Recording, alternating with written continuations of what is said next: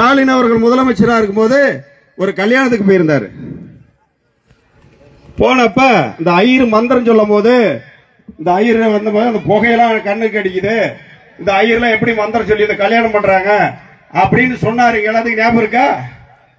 அதே மாதிரிதான் 2 நாளைக்கு முன்னாடி இந்த மாவட்டத்தினுடைய எம்பி பாராளுமன்ற உறுப்பினர் மக்களால் தேர்ந்தெடுக்கப்பட்டவர் செல்வ கணபதி அவர்கள் மந்திரம் படிக்கிறாரு. கணபதி மந்திரம் படிச்சாரு. யாராவது இதெல்லாம் பார்த்திருப்பீங்கன்னு நினைக்கிறேன். ஒரு ஜனநாயக நாட்டில் எல்லாரும் சேர்ந்து ஓட்டு போட்டுதான் நீ வந்து ஒரு எம்பி ஆயிருக்கிற. பலதரப்பட்ட மக்கள் இருக்கின்ற நாடு, வேற்றுமையில் ஒற்றுமையா இருக்கிற நாடு இந்தியா. இனி ஒரு மதத்தை பார்த்து நீ இந்த மாதிரி மந்திரம் சொல்லி என்னிட இருக்குது, இப்ப படிக்க வைக்கலான்னு பாக்குறேன். இந்த மாதிரி கணபதி மந்திரத்தை சொல்லி இது யாருக்காவது புரியுதா அப்படின்னு கேட்கிறாரு இந்த எம்பி, சேலம் எம்பி செல்வ கணபதி அவர்கள். நான் அந்த எம்பி கிட்ட கேட்கிறேன், சரிப்பா நீ மந்திரம் சொல்றதுதான் உனக்கு புரியல, விட்டுருங்க. உன் வீட்டுக்கு கிரகப்பிரவேசம் பண்ணா அந்த ஐயரை கூப்பிட்டு தான் நீ புண்ணவேசம் பண்ற. உன் பையனுக்கு கல்யாணம் பண்ணி இல்ல அப்பயும் அந்த ஐயனை கூப்பிட்டு தான் தாலி எடுத்து கொடுக்க வச்சிருப்ப. உனக்கு கல்யாணம் பண்ணாங்களா அப்ப நீ திமுக ஏடிஎம்கே இருந்த, அப்பயும் உனக்கு மந்திரம் சொல்லி தானே கல்யாணம் பண்ணி வச்சிருப்பாங்க.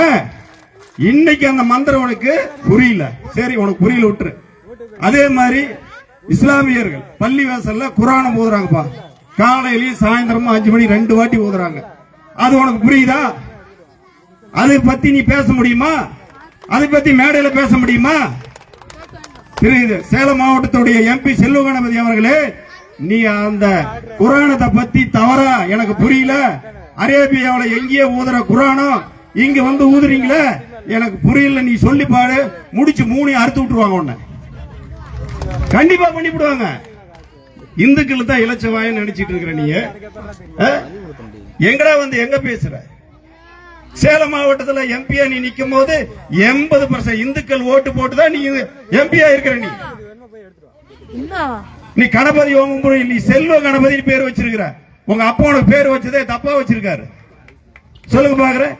அப்படிப்பட்ட அந்த வழியில கேடுகட்டத்தனமாக ஆட்சியிலே வந்து இன்னைக்கு தமிழகத்திலே ஆண்டுகிட்டு நாம இங்க இருக்கிற நம்ம மக்களை முட்டாளாக ஆக்குகின்ற ஒரு சூழ்நிலையை நீ உருவாக்கிட்டு இருக்க. நாம எல்லாம் தெளிவா இருக்கணும். நான் எடப்பாடி ஐயார் முதலமைச்சர் ஆன உடனே முதல் கையெழுத்து என்ன தெரியுமா சொல்றேன்? அனைத்து அரசு பள்ளிகளிலும் மகளிர்கள் பூ வைக்க வேண்டும். ஏன்னா இப்ப வைக்கிறது கூட மாட்டேங்கிறாங்க, பசங்களுக்கு பொட்டு வைக்க விட மாட்டேங்கிறாங்க. முதல் கையெழுத்து நீங்க போடுங்க ஐயா அப்படின்னு நான் சொல்லலான்னு இருக்கிறேன். அப்படிப்பட்ட தமிழகத்தில் முழுவதும் இன்னைக்கு ஆட்சியை நடத்தி கொண்டு இருக்கிறார் திரு ஸ்டாலின் அவர்கள். செல்வ கணபதி சொல்றாரு 5000 ரூபாய் அக்கவுண்ட்ல போட்டாரு ஸ்டாலின் அவர்கள். எங்கள் தளபதியார் எங்கள் ஐயா 5000 ரூபாய் போட்டார் மகளிருக்கு அப்படின்னு சொல்றாரு. அதுக்கு என்ன தெரியுமா சொல்றாரு? பெண்கள் எல்லாம் பாவம், குழந்தைகளை பெத்து அவங்க எல்லாம் குளிப்பாட்டி குழந்தைகளை அவங்க எல்லாம் ஆயி கழுவிட்டு, நீ பாருங்க அந்த வீடியோல சொல்லுவாரு, ஆயி கழுவிட்டு பிள்ளைகள் குழந்தைங்களுக்கு எல்லாம் ஆயெல்லாம் அள்ளி வீடெல்லாம் வலிச்சு அவ்வளவு கஷ்டப்படுறாங்க. அவங்க கல்யாணம் பண்ணதுல இருந்து கடைசி கால வரைக்கும் கஷ்டப்பட்டு இருக்கிறாங்க. அதை நினைச்சுதான் ஸ்டாலின் அவர்கள் 5000 ரூபாய் போட்டிருக்காரு அப்படின்னாரு. ஆனா இதுக்கு முன்னாடி யாருமே பாவம் ஆயே கழுவுல பாரு குழந்தைங்களுக்கு. ஏன்னா மானகட்ட முட்டாளே, நம்மளுடைய இந்துக்களுடைய கலாச்சாரமே தன்னுடைய குழந்தை காக்கைக்கு தன் குஞ்சு பொன் குஞ்சுங்கிற மாதிரி குழந்தையை பெற்றெடுத்த அந்த அம்மாவுக்கு தெரியும் குழந்தையை எப்படி வளர்த்தணும், எப்படி அவங்களை காப்பாற்றணும், எப்படி பெருசாக்கணும், அவங்களை எப்படி படிக்க வைக்கணும். இனி இந்த 5000 ரூபாய் அதை பார்த்து தான் போட்டிருக்காராம் ஸ்டாலின் அவர்கள். இப்படி எல்லாம் பேசுறாரு மைக்கில். பெருசா 5000 ரூபாய் போட்டார். 5000 என்னையா நீ 5000 ரூபாய் போட்ட?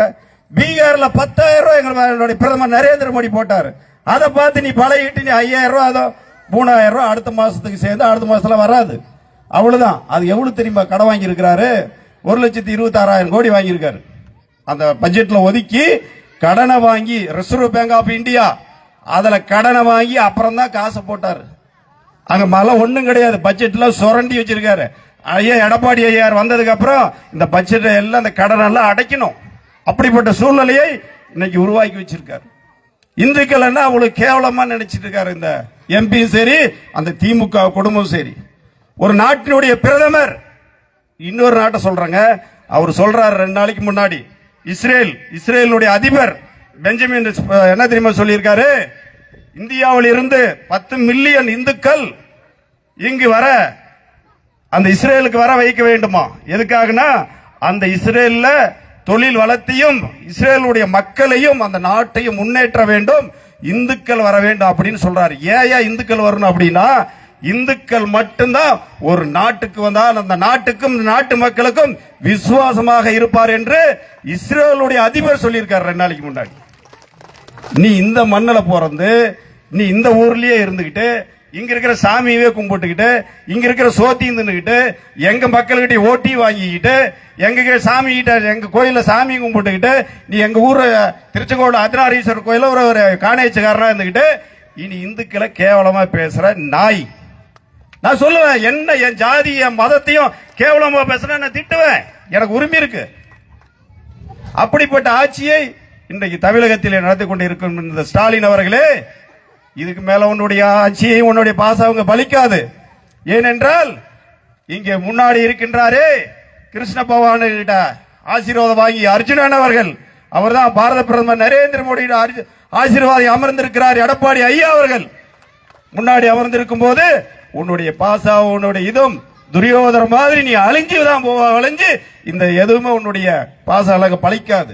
ஏனென்றால் அப்படிப்பட்ட ஆட்சியை 4.5 வருஷம் கொடுத்தவர் ஐயா எடப்பாடி அவர்கள். தமிழ்நாட்டினுடைய அதான் அந்த கடன் சொல்லியிருந்தேன். அதே மாதிரி திருக்கோவில் பராமரிப்பு செலவுக்கு எவ்வளவு தெரியுமா நிதி ஒதுக்கி இருக்கிறாங்க? 8500 கோடி.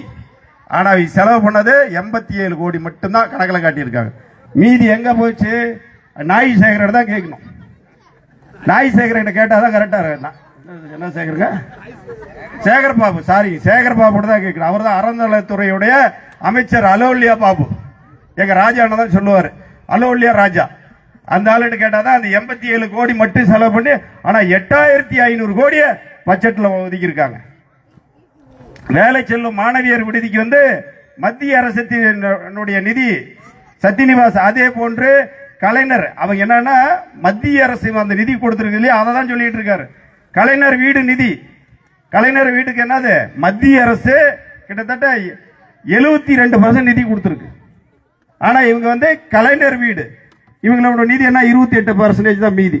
ஆனா கலைஞர் வீடுன்னு அந்த PM மோடி வீடு அப்ப வந்து முழுசா கலைஞர் வீடுன்னு மாத்திக்கிட்டாரு. கலைஞர் கனவு இல்லம்மா. அவர் எப்ப கனவு கண்டாரு? ராசாத்தி அம்மா கல்யாணம் பண்ண கனவு பண்ணிருப்பாரு எங்க பிரச்சார பிரிமாவட்ட தலைவர். ஆனா வந்து கலைஞர் கனவு இல்லம்னு மத்திய அரசினுடைய திட்டத்தை பேர் வச்சுக்கிட்டாரு. அதே மாதிரி 1000 ரூபாய் மகளிர் உரிமை தொகைன்னு சொல்லிட்டு தகுதி வாய்ந்த மகளிர் சொல்லிட்டு 1,30,00,000 பேத்துக்கு இன்னைக்கு அக்கௌண்ட்ல போட்டிருக்காரு. ஆனா ரேஷன் கார்டு வச்சிருக்கிறது தெரியுங்களா? 2,30,00,000 பேர் இருக்காங்க. மீதி 1 கோடி பேர் தகுதி வரலையா? அப்ப அவங்களாம் உனக்கு ஓட்டு போடல. அப்ப தகுதியான மகளிர் இல்ல, நீங்க ஓட்டு எது கேட்கறீங்க? மகளிர் கிட்ட தகுதியான மகளிர் மட்டும் சொல்றீங்க. அந்த மாதிரி ஒரு கேவலமான அதான் மாணவியர் மடிக்கணினி +1 +2க்கு அம்மா வந்து கொடுத்துக்கிட்டு இருந்தாங்களா, அதை நிறுத்திட்டாரு. கடைசியா வந்து இப்ப கொடுத்துட்டு இருக்காரு தேர்தல் வந்த உடனே. அதே மாதிரி நம்மளுடைய அந்த பொண்ணு அழகா சொல்லிச்சு, ஆண்களுக்கும் பேருந்துல இலவசம். ஐயா எடப்பாடியார் ஆட்சிக்கு வந்தால் 1000 ரூபாய் இல்லைங்க, மகளிருக்கு 2000 ரூபாய் தரேன்னு சொல்லியிருக்காரு. 2000 ரூபாய் மகளிருக்கு தரேன்னு சொல்லியிருக்காரு. கண்டிப்பா தருவார். இன்னொருங்க, அவர் சொன்னா செய்வாரு, சொல்றதான் செய்வாரு, செய்யறதான் சொல்லுவாரு. ஏன்னா அவர் மத்தியிலே ஆட்சியிலே இருக்கின்ற நரேந்திர மோடியுடைய இணக்கமான ஆட்சியை கொடுத்தவர் எடப்பாடி ஐயா அவர்கள். அதுக்கு ஒரே ஒரு உதாரணம் சொல்றேன் கேளுங்க. எந்த லஞ்ச லாவண்யம், எந்த ஒரு லஞ்ச லாவண்யம் இல்லாமல் 11 மெடிக்கல் கல்லூரியை வாங்கி கொடுத்தவர் எடப்பாடி பழனிசாமி அவர்கள். அது மட்டும் இல்லைங்க, நல்லாங்கிற மக்கள் இதே ஊர்ல இந்த பகுதியில ஒரு ஏழை மகன் இன்னைக்கு டாக்டர் ஆகியிருக்கிறான். அதுக்கு யார் காரணம்னா அந்த நரேந்திர மோடி, இந்த எடப்பாடியா இருந்த காரணம். அவரை நீட்டை கொண்டு வந்தாரு. இவர் 7.5% உள்ள ஒதுக்கீடு வாங்கி கொடுத்தவர் எடப்பாடியார் அவர்கள். அப்படிப்பட்ட திட்டத்தை கொண்டு வந்தவர் எடப்பாடியார் பழனிசாமி அவர்கள். நீங்க என்ன செஞ்சு கிழிச்சீங்க? 5 வருஷமா ஆட்சியில் இருந்தீங்கல்ல, மத்தியில் ஏதாவது இணக்கமா இருந்தீங்களா? 40 MP நாம கொடுத்த தமிழ்நாட்டு மக்கள் 40 வந்து எம்பியினுடைய ஒன்னும் கிடையாது. நேரா டெல்லி போறாங்க, கேண்டீன்ல போய் பச்சி போண்டா முறுக்கு வாங்கி சாப்பிடுறாங்க, வர்றாங்க. அங்க போய் மோடி ஒழிய அங்க வந்து தாடி ஒலிய இந்த ஒரு கோஷம் போடுறாங்க டெல்லியில, அப்புறம் வந்துடுறாங்க. இதுதான் 40 எம்பியினுடைய வேலை. இது யாரு காரணம்? ஸ்டாலின் வந்து பொய்யான வாக்குறுதியை கொடுத்து இன்னைக்கு 40 எம்பி என்னங்க பிரயோஜனம் இருக்கு? இங்கிருந்து போறாங்க, மத்திய அமைச்சர்கிட்ட மனு கொடுத்தாங்களாமா. மனு கொடுக்கிற வேலை யாரு? மக்களுடைய வேலை தான் மனு கொடுக்கிறது. நீ ஒரு எம்பியா இருந்துட்டு அமைச்சருக்கு போய் மனு கொடுத்துட்டு உட்காந்துட்டு இருக்கிறீங்க. எந்த ஒரு 5 பைசாவுக்கு பிரயோஜனமே கிடையாது. எந்த எம்பி 40 எம்பிக்கு எதுக்கும் அங்க வேலை கிடையாது. அப்படிப்பட்ட ஒரு கேடுகட்ட ஆட்சியை இன்னைக்கு இந்த 40 எம்பி, தமிழ்நாட்டினுடைய 39, பாண்டிச்சேரி ஒரு எம்பி சேர்த்து 40 5 பைசாவுக்கு பிரயோஜனம் இருக்கு. அப்படிப்பட்ட சூழ்நிலையில் இன்னைக்கு தமிழகத்தினுடைய ஆட்சி நடந்து கொண்டு இருக்கின்றது. ஆனால் இன்னொன்று சொல்லியிருக்கார் உதயநிதி ஸ்டாலின் அவர்கள். முதல்ல சொன்னாரு, ஞாபகம் இருக்குதுங்களா? 2021 தலைவரை முதல்ல ஒன்று சொன்னார் உதயநிதி ஸ்டாலின், ஞாபகம் இருக்கா? ஆட்சிக்கு வந்தால் முதல் கையெழுத்து என்ன சொன்னாரு? ஆட்சிக்கு வந்தால் முதல் கையெழுத்து நீட்டு ரத்து செய்யப்படும். நேத்து ஒன்று சொல்லியிருக்காரு உதயநிதி ஸ்டாலின். மறுபடியும் அந்த கம்பு சுத்திர வேலைக்கு வந்துட்டாங்க குடும்பம். முதல் கையெழுத்து ஆட்சிக்கு வந்து மீண்டும் திமுக ஆட்சி அமைத்து என்னென்ன அவர் விளையாட்டு புரிவார். உதயநிதி ஸ்டாலின் சொல்றாரு, மேம்பாட்டு துறையின் அமைச்சர் பொறுப்பு கிடைத்தால் என் கையெழுத்து முதல் கையெழுத்து விடுதியர் மாணவர் விடுதிக்கு ஏசி போட்டு கொடுக்கிறாராம். மாணவர் விடுதி ஏசி போட்டு முதல் கையெழுத்து. நீ போட்ட முதல் கையெழுத்து எங்க வரையும் டெல்லி வரையும் போயிட்டு இருக்குது ஸ்டாலின் உதயநிதிய. நீ இன்னொரு முதல் கையெழுத்து நீ வந்து அந்த நீட்டுக்கே என்ன விட தெரியாது இருக்குது. அந்த ரகசியம் என்னன்னு என்னமோ தெரியல. உங்க அத்தைகிட்ட தான் நான் கேட்டுட்டு இருக்கிறேன், கனிமொழி அத்தைகிட்ட. ரகசியம் என்ன அண்ணன் பையனுடைய ரகசியம் அப்படின்னு. அந்த மாதிரி ஒரு சூழ்நிலை மக்களை பொய்யாக, நம்மளை பொய்யாக, நம்மளுடைய தமிழக மக்கள் எப்படின்னா எதுவும் தெரியாத அறியாத மக்கள். இதெல்லாம் சொன்னா ஏத்துக்குவாங்க, நம்பிடுவாங்க. அதை வந்து ஆந்திராவிலிருந்து வந்த ஓங்கோல்ல இருந்து வந்த அந்த குடும்பம் அதை தெரிஞ்சுக்கிட்டாரு. கலைஞர் திருட்டு ரயில் ஏறி வந்து இங்க சென்னையில வந்து பஞ்சப்பளைக்கு வந்து கொஞ்சம் கொஞ்சமா அப்படியே இருந்து அண்ணாதுரையிட்ட வேலை செஞ்சு எம்ஜிஆரோட அப்படியே நடக்கமாயி அப்படியே கட்சியில் ஒன்று சேர்ந்து அவரு முதலமைச்சராக வர கிடையாது, செலியும் தான் முதலமைச்சராக வர வேண்டிய ஆள். அந்த ஆளையும் வந்து ஒண்ணுமில்லாத பண்ணி அப்புறம் அண்ணாவை முடிச்சு அதுக்கப்புறம் இவர் முதலமைச்சர் ஆகி எல்லாம் பாருங்க. அருமையான ஆட்சி கொடுத்த காமராஜரை கேவலமா பேசுவோம். அப்படி அவருடைய வீடியோலாம் நீ பாத்தீங்களா? காமராஜர் கல்வி கண் திறந்தவர், பிரம்மச்சாரியாக இந்த மண்ணில் எப்படி வாஜ்பாய் பிரம்மச்சாரியாகவே இருந்து வாழ்ந்தார், அதே மாதிரி தான் காமராஜர் இருந்தார். இந்த நாடு சுதந்திரம் வாங்க வேண்டும், இந்த நாடு நல்லாக வேண்டும், நான் திருமணமே செய்யவே மாட்டேன் அப்படின்னு இருந்தார். அந்த மனிதரை 3 கல்யாணம் பண்ணிக்கிறது இவர் சொன்னார். ஆறு கலைஞர். ஆனா இவரு பண்ணனது அவரு சொல்லிட்டு இருந்தார். இவரு தான் 3 கல்யாணம் பண்ணாலும் 4 வச்சுக்கிட்டு இருந்தார். அதை வந்து காமராஜர் மேல சொல்லி மெத்த வீடு கட்டி இருக்காரு, உலக வங்கியில பணம் வச்சிருக்காருன்னு ஏமாத்தி இன்னைக்கு ஆட்சிக்கு வந்து இன்னைக்கு அவங்க குடும்பம் அப்படியே உதயநிதி ஸ்டாலின், இன்பநிதி ஸ்டாலின், ஸ்டாலின் அப்படின்னு நீண்டிக்கிட்டே போகுது. ஆனால் இதுக்கு மேல இது நடைபெறாது, தமிழகத்திலே நடக்கவே நடக்காது. பாரத பிரதமருடைய ஆணைக்கிணங்க 2026 எடப்பாடியார் ஆட்சி மலர போகுது என்பது உறுதி. அது யாராலையும் மாற்ற முடியாது. அப்படிப்பட்ட ஒரு சூழ்நிலையில இன்னைக்கு நம்மளுடைய இந்த பகுதியில நம்ம எல்லாம் நம்மளுடைய மக்களை எல்லாம் ஒன்று சேர்ந்து இந்த திருமண பிரச்சாரத்தில் கலந்தது மிக்க மகிழ்ச்சி. ஏனென்றால் சேலம் மாவட்டம் ஒரு காலத்துல சேலம் மாவட்டத்தில் நீ சேலத்துக்குள்ள போனீங்கன்னா வெறும் டிராபிக்கா இருக்கும்.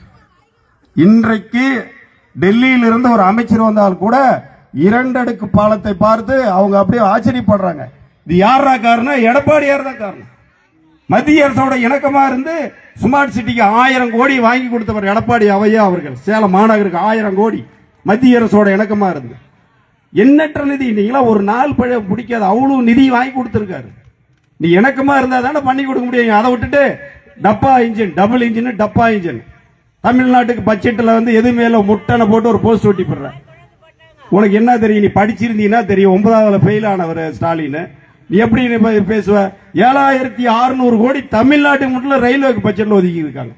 தமிழ்நாட்டுக்கு மட்டும் 7500 ஒன்னு சொல்றேன் கேளுங்க. அந்த பேர் எண்ணற்ற நிதிகள், வந்தே பாரத் இந்த மாதிரி எல்லாம் நிறைய ஒதுக்கி இருக்காங்க. மத்தியில ஒரு இணக்கமான ஆட்சி, அந்த ஆட்சியோட இணக்கமா இருந்தா எந்த மாநிலம் இணக்கமா இருக்குதோ அந்த மாநிலம் தான் வளர்ச்சி அடையும். அதை தான் மனதில் கொண்டு நம்மள எடப்பாடி ஐயாவார் இந்த மண்ணின் மைந்தன் மத்தியிலே ஆட்சியிலே நிரந்தர ஆட்சி பிரதமருடைய ஆட்சியிலே அங்க வகிக்க வேண்டும். எண்ணற்ற நிதிகளை நாம் அவரோட பெற்று நம்மளுடைய தமிழக மக்களுடைய நல்லாட்சி கொடுக்க முடியும் அப்படின்னு தான் இரட்டை இன்ஜின் ஆட்சி அப்படின்னு சொல்லியிருக்காரு பாரத பிரதமர் நரேந்திர மோடி அவர். அதை நீ டப்பா இன்ஜின் சொல்ற. சரிப்பா, நீ சொல்றத டப்பா இன்ஜின் கூட வச்சுக்கலாம். நீ மத்தியிலே ஆட்சியிலே இருக்கும்போது யாரோடமே நீ கூட்டணி வைக்க கிடையாதா? ஏன் இதோ காங்கிரஸோட நீ கூட்டணி வச்சு உங்க குடும்பமே அமைச்சரா இருந்தாங்களா? அப்ப டப்பா இன்ஜின் தெரியலையா? 1999 2000 வாஜ்பாயோட நீங்க கூட்டணியில் இருக்கும்போது அப்ப அது டப்பா இன்ஜின் தெரியலையா? அது ஒன்றிய அரசு அப்ப உங்களுக்கு தெரியலையா? இன்னைக்கு மத்தியில் இருக்கின்ற அதே ஒரு கட்சி தேசிய கட்சியோட காங்கிரஸோட கூட்டணி இருக்கு இல்ல, அது தெரியலையா? உடனே இன்னொன்னு சொல்றாரு ஸ்டாலின், டெல்லியில கொண்டு போய் அடமானம் வச்சிட்டாரு எடப்பாடியார் கட்சியும் சரி. அவர் முடிவு பண்ணிட்டாரு, எடப்பாடியார் ஆட்சின்னு தான் முடிவு பண்ணிட்டாரு. எப்படின்னு சொல்ற கேளுங்க. ஆட்சி எடப்பாடியார் ஆட்சி வந்தா தமிழ்நாட்டுக்கு அது எடப்பாடியார் ஆட்சி கிடையாதா, டெல்லியிலிருந்து ஆட்சி ஆளுவாங்க அப்படின்னு அவரே சொல்றாரு. அப்படின்னா என்னது? முடிவு பண்ணிட்டார். எடப்பாடியார் ஆட்சி என்பது ஸ்டாலினே முடிவு பண்ணிட்டார். மறுபடியும் ஆட்சி மாற்றம் வந்து எடப்பாடியார் தமிழ்நாட்டின் முதலமைச்சராக வரும்போது டெல்லியிலிருந்து ஆட்சி பண்ணுவாங்க அப்படின்னு ஸ்டாலின் சொல்றாரு. சரிப்பா, டெல்லியிலிருந்து ஆட்சி போடலாம். நீ காங்கிரஸோட கூட்டணியில் இருந்து மத்திய அமைச்சர் வாங்கினியா இல்லையா? உன் குடும்பத்துக்கு மத்திய அமைச்சர் வாங்கி இலங்கையில நம் தொப்புள் கொடி உறவுகளை கொன்று குவித்த காங்கிரஸோட நீ மத்தியில் ஆட்சியை வைத்தது நீதானே? நம்மளுடைய தமிழர்கள் 1.5 லட்சத்திலிருந்து 2 லட்சம் தமிழர்களை கொன்று குவித்தார்களே இலங்கையில. அப்ப யாரோட நீ கூட்டணியில் இருந்த? காங்கிரஸோட தான் நீ கூட்டணி இருந்த. அம்மையார் வாஜ்பாய் பிரதமராக இருக்கும்போது கூட்டணியிலிருந்து வெளியே வரும்போது நான் உனக்கு ஆதரவு தருவேன். அப்ப மத்தியிலே அமைச்சர் 5 அமைச்சர் வாங்கி நீ மத்திய அப்ப பிஜேபியோட இருக்கும்போது உனக்கு இனிச்சது. இப்ப ஏடிஎம்கே நம்மளோட வர பிஜேபியோட வரும்போது கசக்குது. ஏனென்றால் மத்தியிலே நிரந்தரமான ஆட்சியை கொடுத்து கொண்டிருக்கும் பாரத பிரதமர் நரேந்திர மோடி அவர்கள் இணக்கமாக ஆகிவிட்டால் இந்த தமிழகத்திற்கு எண்ணற்ற திட்டங்களை வாங்கி கொடுத்து விடுவார் எடப்பாடி என்று அவர் அப்படியே மைண்டு மூளை குழம்பி உட்காந்துட்டு இருக்காரு. இன்னைக்கு வேற வழி இல்ல, காசாலதான் ஒரு சம்பாதி ஓட்டு வாங்கிக்கலாம் நினைக்காரு. நடக்காது தம்பி. என்ன நீ 5000 இல்ல, ஒரு அக்கௌண்ட்ல 50,000 போட்டா கூட 2026 வருகின்ற தேர்தலில் எடப்பாடியார் தான் முதலமைச்சர். அது யாரு? அந்த கடவுள் முடிவு பண்ணிட்டார். அதை யாராலையும் மாற்ற முடியாது என்பதை இந்த நாட்டு மக்களே அறிவார்கள். நம்மளுடைய சேலம் மாவட்டத்திலே தேசிய ஜனநாயக கூட்டணியுடைய 11 தொகுதியில 10 தொகுதி நம்ம இப்ப எம்எல்ஏ இருக்கிறோம். ஒண்ணுதான் திமுக இருக்குது. வரும் 2026 11க்கும் 11 என்பதை எந்த ஒரு மாற்று கருத்தும் கிடையாது. இந்த 11 தொகுதியிலும் திமுக டெபாசிட்டை இலக்கம் என்பதை இந்த பகுதியிலே கூறிக்கொண்டு வாய்ப்புக்கு நன்றி கூறி விடைபெறுகின்றேன். நன்றி, வணக்கம். பாரத் மாதா கி ஜெய். ஜெயகன்.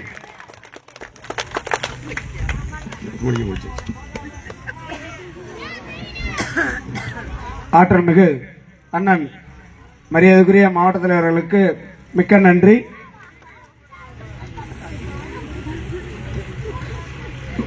அடுத்தபடியாக நமது ஒன்றியத்தின் சிறப்பு மிகு நமது சேட்டு அவர்கள் நன்றி கூறுவார்கள். மற்றும் நமது சக்தி கேந்திர கூட்டமானது 14 இடங்களில் இதே போன்று சிறப்பாக நடைபெறும்.